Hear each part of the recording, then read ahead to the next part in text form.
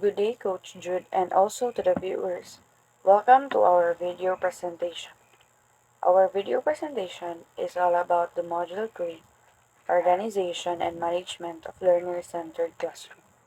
But first, let me introduce our study hub. So I am Yashmin J. Flores, the little teacher of the study hub. My topic is all about forms of learner-centered classroom, organization, procedure, and physical structure. Followed by lovely Faith J. Rapana. Her topic is classroom routines and procedures, and benefits of routines. Next is Jalu M. Villamor. Her topic is the 5 effective ways to get students excited about learning and learner-centered classrooms rules and responsibilities. Followed by Sherlyn Elja Julie. Her topic is the role of discipline in learner-centered classroom and 3 types of logical consequences. Lastly is Leila A. Ujari. She will discuss the continuation of Miss Sherlyn's topic about the consistency application, student-specific time for resolution, and calm spaces. That's all. We are the study hub number 2. Intended learning outcomes. After studying the module, we are expected to identify various forms of learner-centered organization based on learners' needs, formulate classroom procedures and routines that promote discipline, fairness, respect, and care among learners and encourage learner. Number 3, design, organize, and explain the significance of layout of the physical structure of the classroom for active engagement of learners, individually or in groups, in exploration, discovery, hands-out, and self-learning activities. Describe the roles and responsibilities of the teacher and the learners for a supportive, inspiring, motivating, and productive learner-centered classroom, and evaluate which disciplinary actions are positive and nonviolent in the management of learner behavior. Introduction. As teachers, we are dedicated to becoming proficient, productive, responsible educators in an increasingly complex and challenging world. We do not just entrust,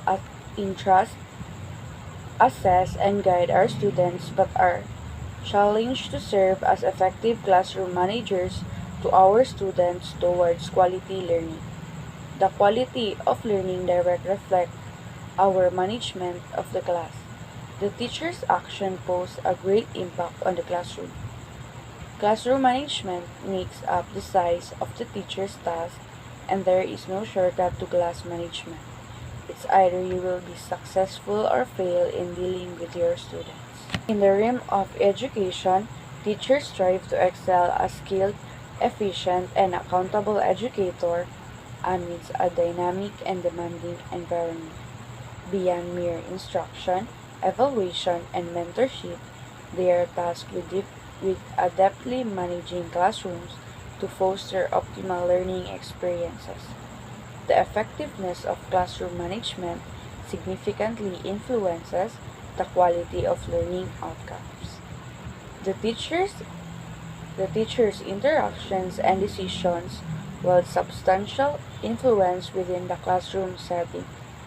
Classroom management constitutes a substantial aspect of a teacher's responsibilities with no quick fixes or shortcuts available.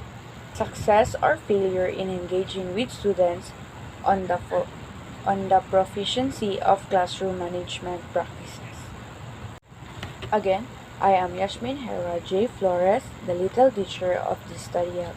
My topic is all about forms of learner-centered classroom, organization, procedures, and physical structure. Physical setup is one of the most important components of teaching.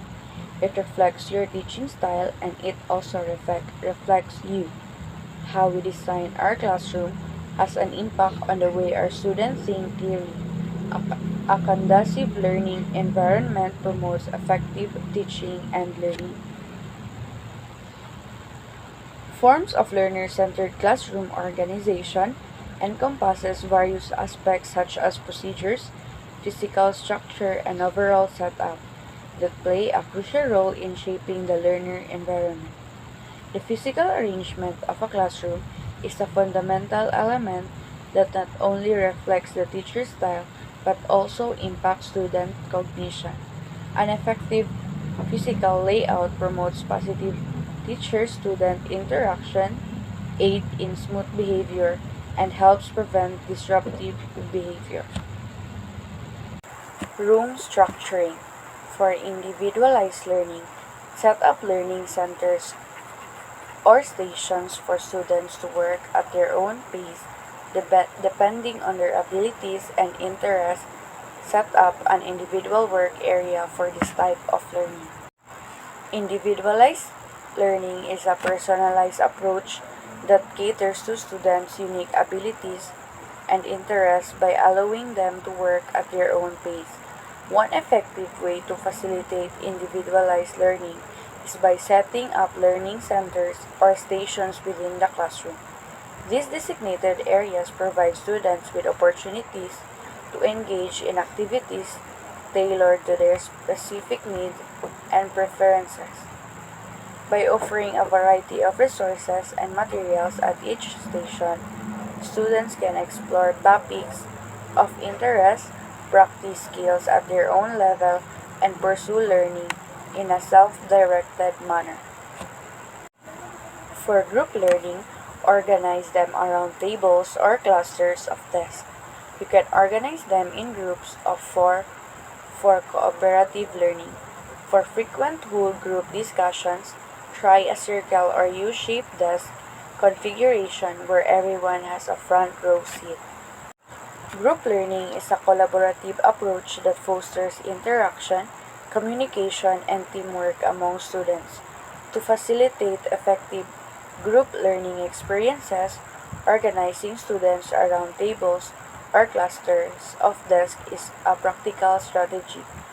By grouping students in set of four for cooperative learning activities, educators can promote peer-to-peer engagement, shared problem solving, and collective knowledge construction.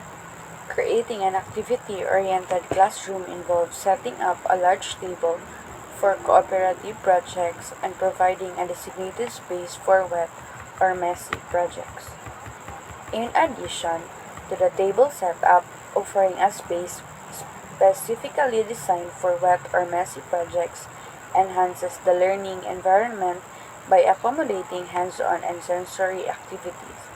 By providing an area where students can engage in tactile experiences without concern about spills or mess, educators can encourage creativity, exploration, and experiential learning within the classroom.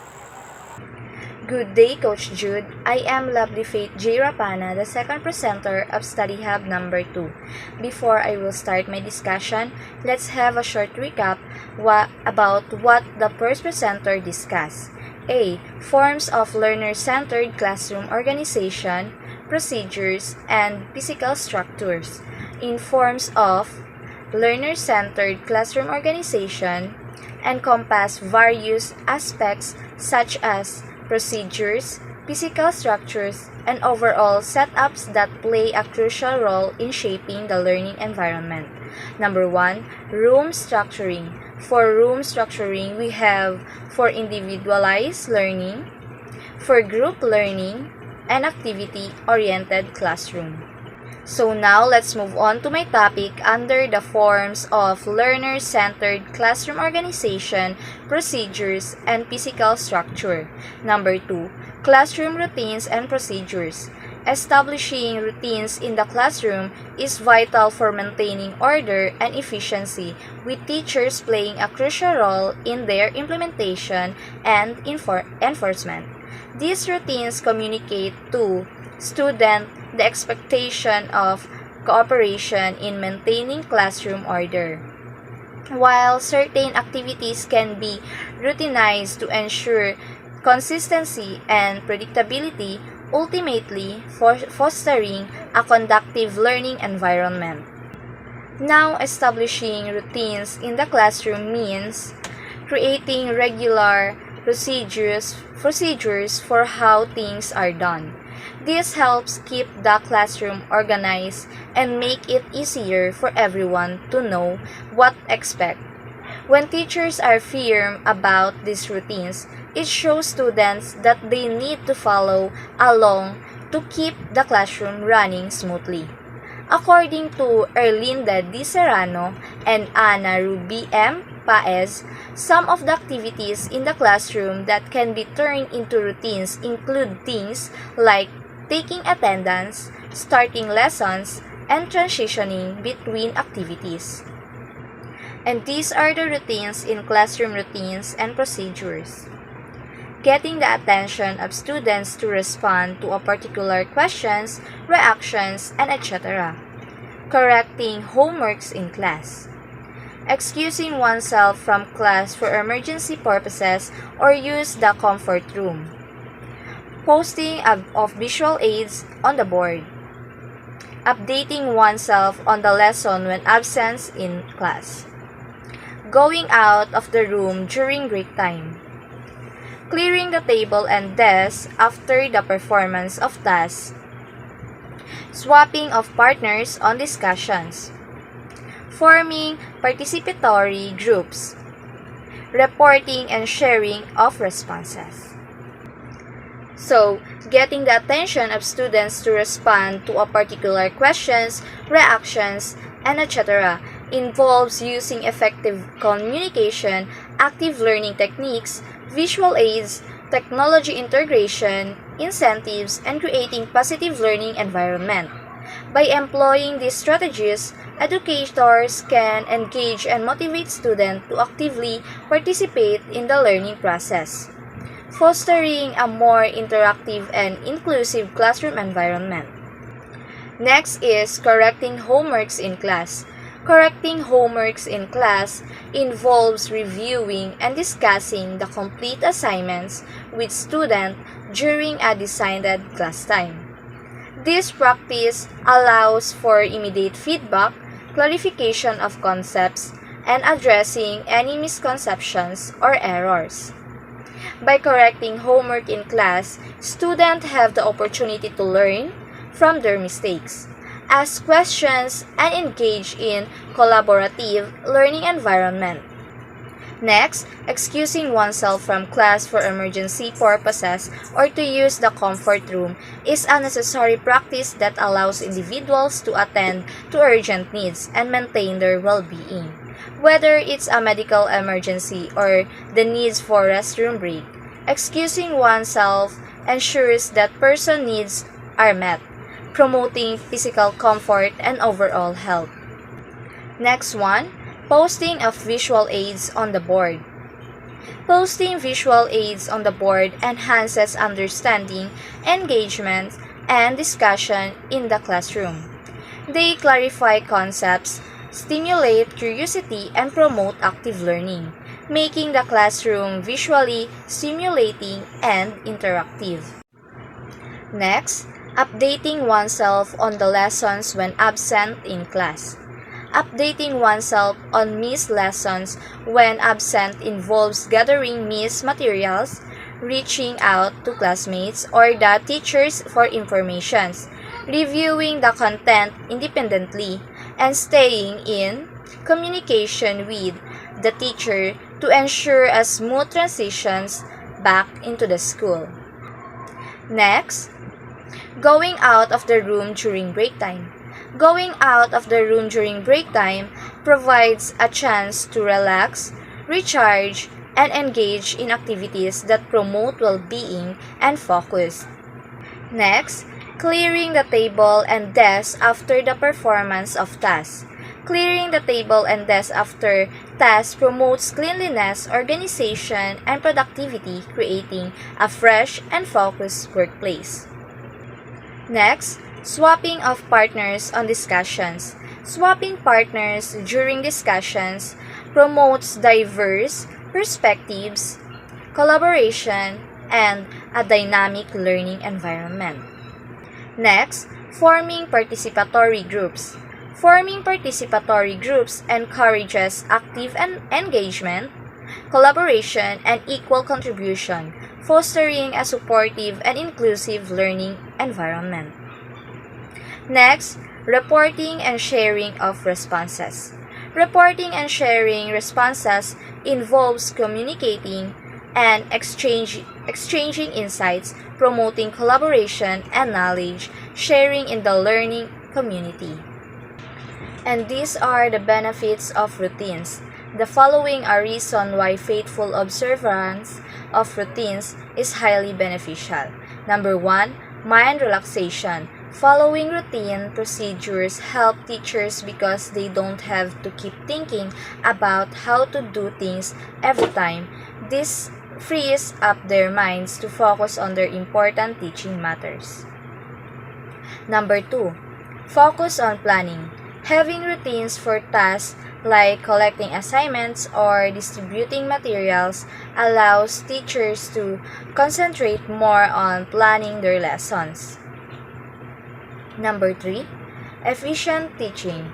When teachers have routines for calling on students during lessons, it saves them from worrying about who to call on next. This gives them more time to concentrate on what the students are sharing. Number 4, predictability. For student can better predict what their teacher will do next if there are routines in place. Knowing what to expect helps them concentrate and learn better. Number 5, stability for new students. Routine provides stability, which is especially helpful for new students who might not be familiar with the class rules yet. Number 6, reduce anxiety. Routines can help reduce anxiety for students who may feel unsure about how to participate in different class activities. Knowing what to expect can make them feel more comfortable. Routine in teaching, such as established methods for completing tasks, provide teachers with a sense of structure and familiarity. By following these routines, teachers can avoid the mental strain of constantly deciding how to approach each activity, allowing them to relax and concentrate on their essential aspect of teaching. This not only reduces stress but also enhances their ability to effectively engage with students and deliver quality lessons. Ultimately, routines serve as valuable tools that enable teachers to streamline their workflow, making the teaching process more efficient and enjoyable. So now let's move to number 3, the social environment. Fairness, respect, care, and encouraging learning. Fostering a supportive classroom environment. Creating a culture of fairness, respect, and care is crucial for successful learning. Teacher guide active learning, communicate expectations clearly, and model positive behavior to cultivate positive relationship and manage the classroom effectively. Creating a fair and respectful classroom environment is essential for effective learning. When teachers guide learning and set clear expectations, students feel valued and motivated to participate actively. By modeling positive behavior, teachers foster a supportive atmosphere where student thrives. This inclusive culture encourages engagement and boosts academic achievement. Therefore, prioritizing fairness and respect in the classroom is vital for creating a positive learning environment that nurtures the holistic development of students. And that's all for my report. Thank you. Good day, Coach Jude. I am Jello Villamor, the third presenter in this study hub. Before I'm going to discuss my topic, let's have a short recap about the discussion of Miss Lovely Petrapana, which is the classroom routines and procedure. Classroom routines and procedure help in ensuring that transitions are quick, materials are organized, and all students know what to expect of them. They create a comfortable and predictable learning environment for students. which can help build their confidence and reduce anxiety. Next is the benefits of routine. There are six benefits of routines. These benefits underscores the importance of incorporating routines into daily life and improve well-being and productive. And the last one is the social environment. Fairness, respect, care, and encouraging students, creating a social environment that embodies fairness, respect, care, and encouragement of learning is crucial for fostering positive interaction and growth. And now I am going to discuss my topic, which is the Number four, creating a motivating learning environment. The foundation of any learning must be built on a safe, positive, and nurturing learning environment where there is open communication. Develop a learning environment where students feel motivated to learn within the boundaries and expectation of a safe classroom. By modeling and encouraging a safe environment and purposeful rules, students feel motivated to do the right thing and help one another. So, creating a motivating learning environment is essential for nurturing a positive and productive educational experience. It encompasses a range of factors that contribute to student engagement, enthusiasm, and desire to learn. Ultimately, a motivating learning environment sets the stage of students to thrive academically, emotionally, and socially, paving the way for their future success and fulfillment. 5 ways to get your student excited about learning. Number one, encourage students. Students look to teachers for approval and positive reinforcement and are more likely to be enthusiastic about learning if they feel their work is recognized and valued. So, encouraging students to be excited about learning is a fundamental aspect of effective education. When students are genuinely enthusiastic about learning process, they are more likely to be engaged, motivated, and eager to explore new concepts. When students are genuinely enthusiastic about learning, they are posed to thrive academically and develop a lifelong love for acquiring knowledge. Number two, get them involved. One way to encourage students to be involved in the classroom is teaching them to be responsible. Make participating fun by giving students a job to do. When students are actively involved in the learning process, they become invested in their own education. This involvement can take many forms from hands on activity and group project to discussion and debates. By inviting students to participate actively in their learning, teachers can tap into their natural curiosity and desire to explore the world around them. Number three, offer incentives. Setting expectation and making reasonable demands encourage students to participate. But sometimes students need an extra push in the right direction. Incentive plays a pivotal role in shaping student attitudes and behaviors towards learning. When used thoughtfully, incentives can serve as powerful tools to motivate and inspire students, reinforcing positive behaviors and fostering a sense of achievement. By offering meaningful rewards, educator can create an environment that celebrates efforts, progress, and a genuine love for learning. Number four, get creative. Avoid monotony by changing the structure of your class. Teach through games and discussion instead of lecture. Encourage students to debate and enrich the subject matter with visual aids like colorful chart, diagrams, and videos. and create a warm and stimulating environment. So, creativity serves as a catalyst for unlocking students' innate curiosity and fueling their desires to explore, discover, and learn.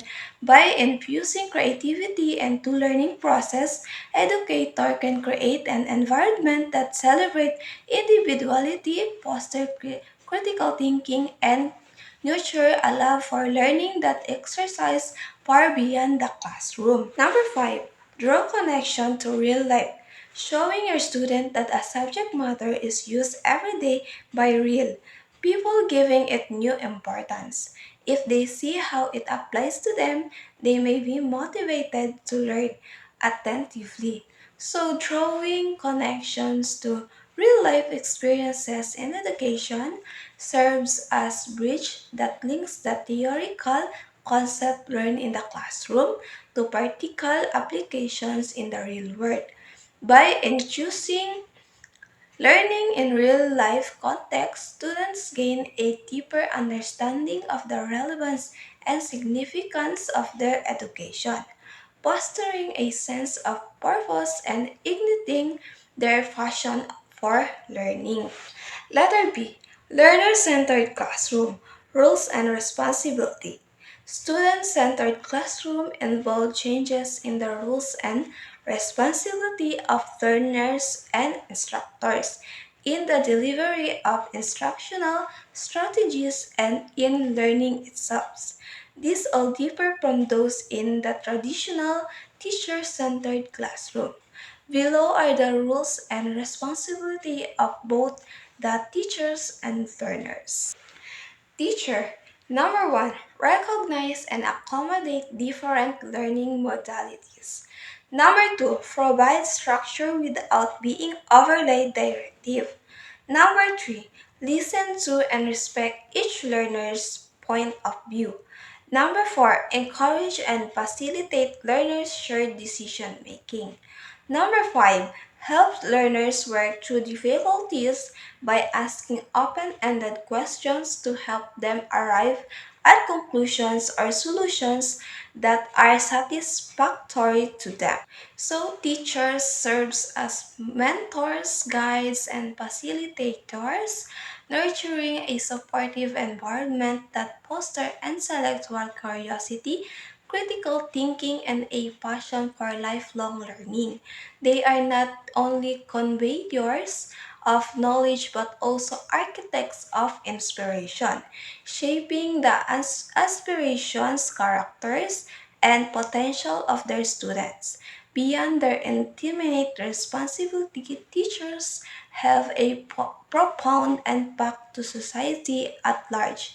They shape future leaders, innovators, and influencers, contributing to the fabric of a thriving knowledge driven society. Learning. Number 1, are active participants in their learning. Number 2, make decisions about what and how they will learn. Number 3, construct new knowledge and skills by building on current knowledge and skills. Number 4, understands expectations and are encouraged to use self-assessment measures. Number 5, monitor their learning to develop strategies for learning. Number 6, work in collaborations with other learners. Number 7, provide work that demonstrate authentic learning. So, learners are the heart of the educational process, driving their own intellectual growth, personal development, and the collective process of the learning community. Their role extends beyond the acquisitions of knowledge.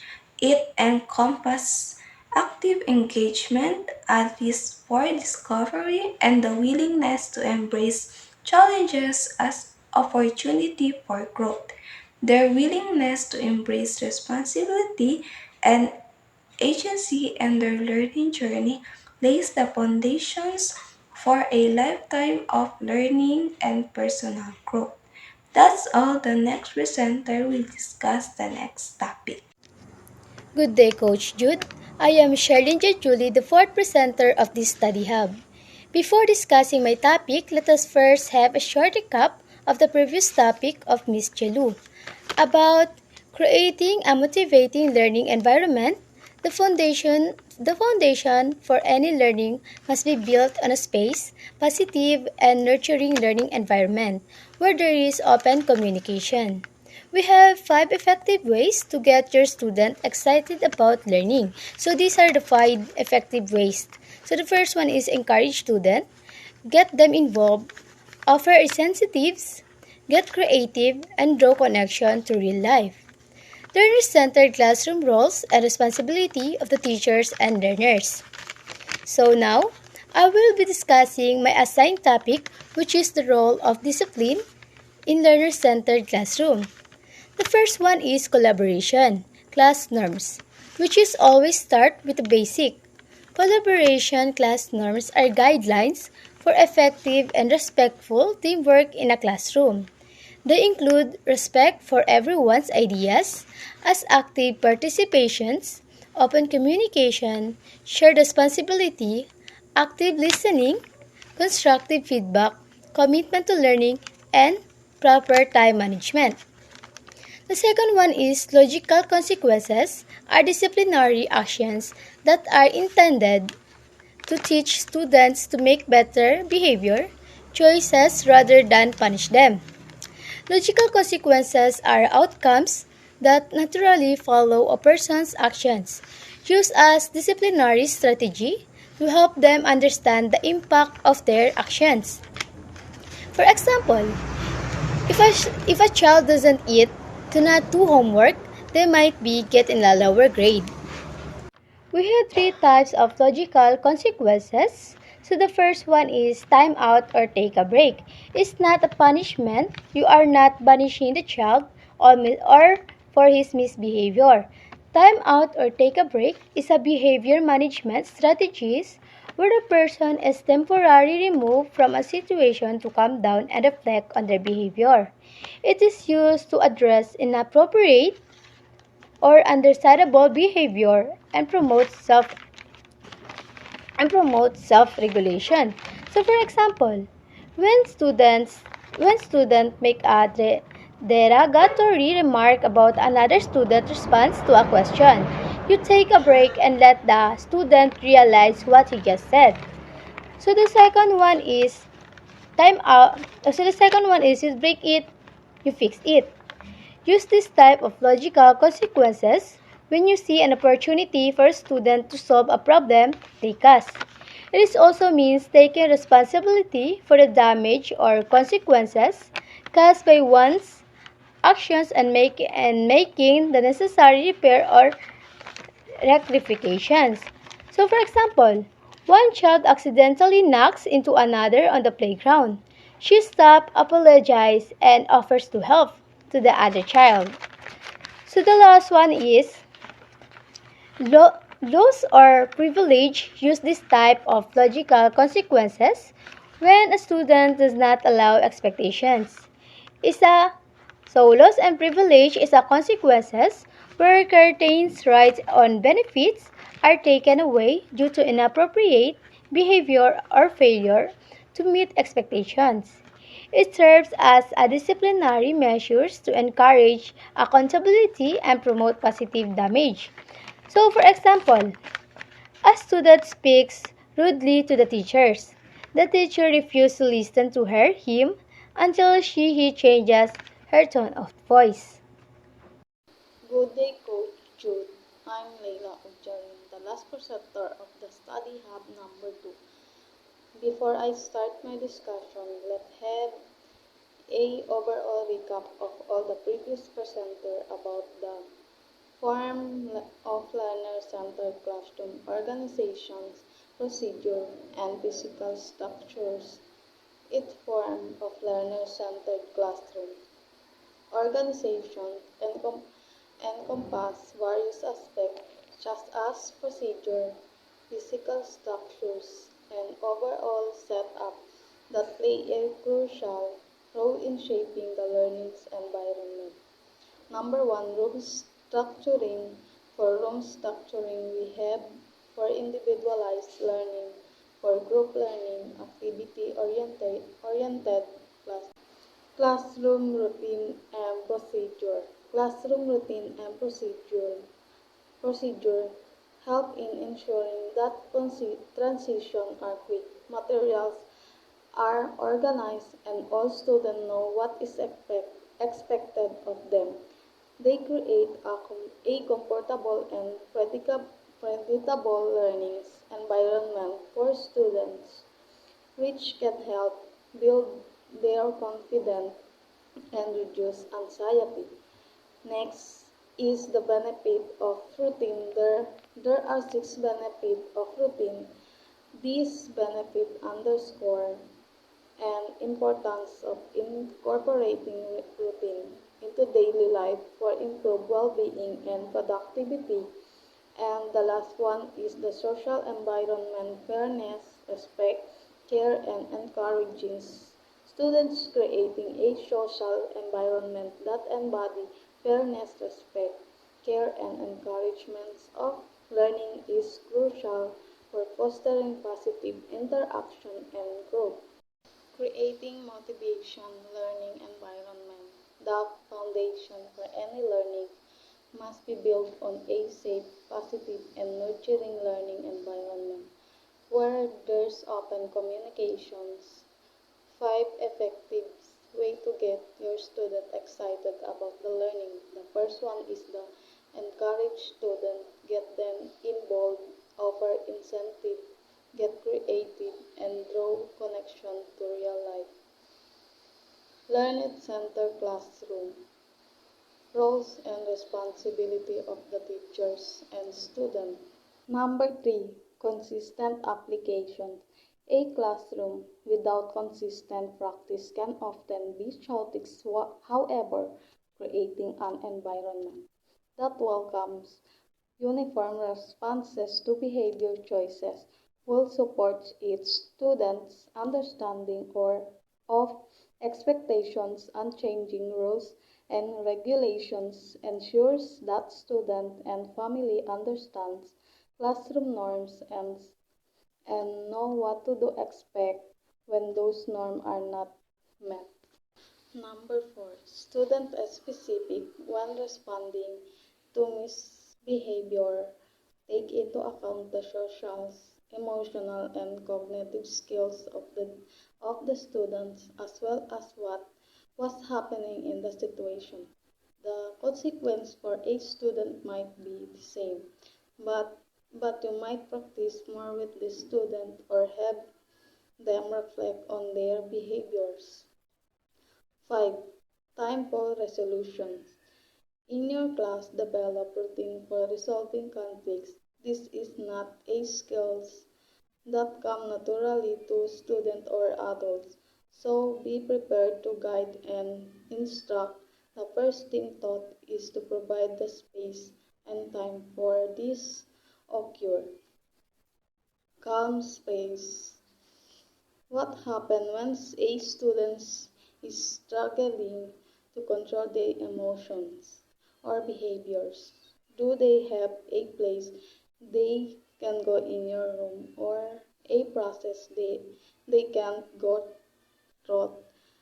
Lots of classrooms have take a break spot. This can just reinforce the behavior. Implementing a process for your take a break spot and teaching this is more essential than what the space look like.